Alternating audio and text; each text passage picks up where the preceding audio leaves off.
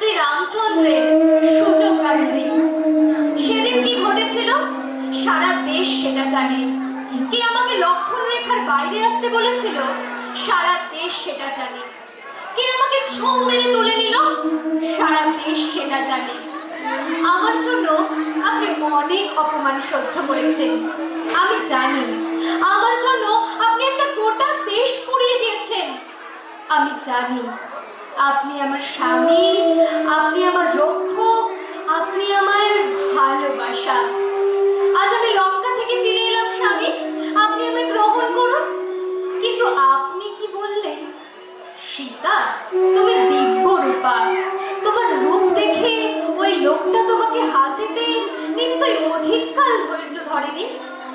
আমি যদি তোমাকে গ্রহণ করি কি বলবো আমার প্রজাদের? আমি দ্রৌপদী, ভরত কুলবধূ। অর্জুন প্রথম দেখার মুহূর্তে আমার হৃদয় দিয়েছিলাম তোমাকে, অথচ আমার শরীরকে প্রথম আলিঙ্গন করলে ওই মহাভাগ যার খ্যাতি ধর্মপুত্র বলে। ইন্দ্রপ্রস্থ সৌধ শিখরে যখন নববর্ষের জলধারা আছড়ে পড়তো, আমার কামনা ছুঁতে চাইতো তোমাকে, কিন্তু আমার অনুৎসুক দেহকে আকর্ষণ করত অন্য কেউ, যে আমার স্বামী। বসন্ত রজনীতে কিংসুকের প্রমত্ত উল্লাস মুহূর্তে তোমার ব্যাকুল বাহু টেনে নিত আমাকে নয় অন্য কোনো যুবতীকে। এই রাজগৃহে দাঁড়িয়ে আমি জানলাম প্রেম নয়, অধিকার নয়, নারী শুধু প্রয়োজনে। জানলাম এখানে কোনো ভেদাভেদ নেই। ধর্মপ্রাণ যুধিষ্ঠির, শক্তিমান ভীম, প্রেমিক অর্জুন এবং লোলু ধৃতরাষ্ট্র নন্দনদের মধ্যে। প্রতিকার চাইছি না, যা শুধু বিলাসের সেই বস্ত্র ছিনিয়ে নেয় যদি কোনো দুঃশাসন নেই। আমি কাঁদছি না, চারপাশের ভাষারের ডিঙায় পশুদের উদ্দাম নাচের ভঙ্গি আমি দেখছি না।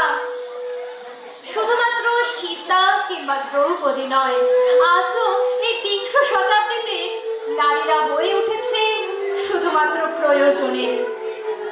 বিয়েতে 51টা শাড়ি পেয়েছিল মেয়েটা, অষ্টমঙ্গলায় ফিরে এসে আরও 6টা। এত শাড়ি একসঙ্গে সে জীবনে দেখেনি। কিন্তু বছর যেতে না যেতে ঘটে গেল সেই ঘটনাটা। সন্ধ্যের মুখে মেয়েটি বেরিয়েছিল স্বামীর সঙ্গে চাইনিজ খেতে।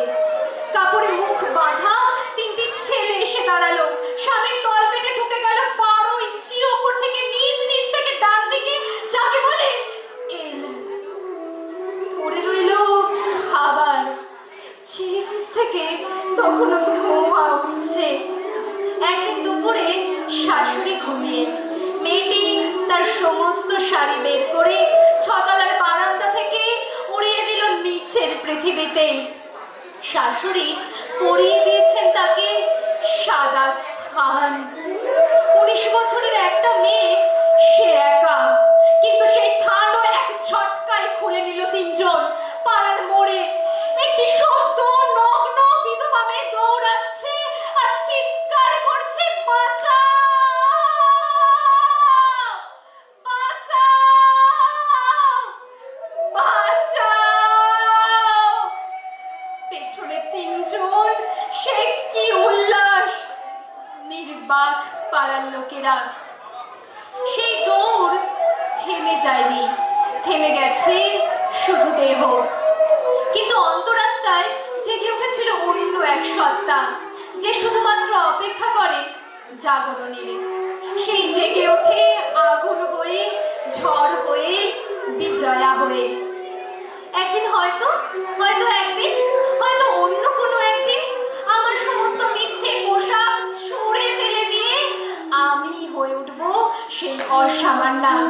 খোলা চুল মেঘের মতো ঢাকবে আমার খোলা পিঠ, দু চোখে জ্বলবে ভীষণ আগুন, কপাল ঠিকরে বেরোবে ভয়ঙ্কর তেজরশ্মি, হাতে ঝলসে উঠবে সেই খড়গ, দুপায়ে নুপুরে বেজে উঠবে রণদুন্ধুবি, নৃশংস অট্টহাসিতে ভরে উঠবে আকাশ।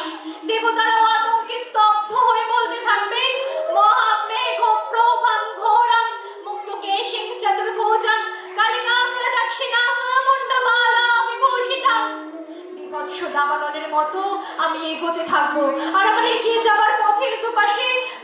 যতদিন অসংখ্য দেহ ছটফট করতে থাকবে, সভ্যতার দেহ, প্রগতির দেহ, উন্নতির দেহ, সমাজের দেহ, যে সমাজ আমাকে দগ্ধ করতে চেয়েছিল, সেই সমাজের ছাইয়ের ওপর আমি লিখে দিয়ে যাব বিজয়া, দেখিয়ে দিয়ে যাব আমরা নারী, আমরা সবকিছুই পারি, একই অঙ্গে হয়ে উঠতে পারি লক্ষ্মী এবং কালী। নমস্কার।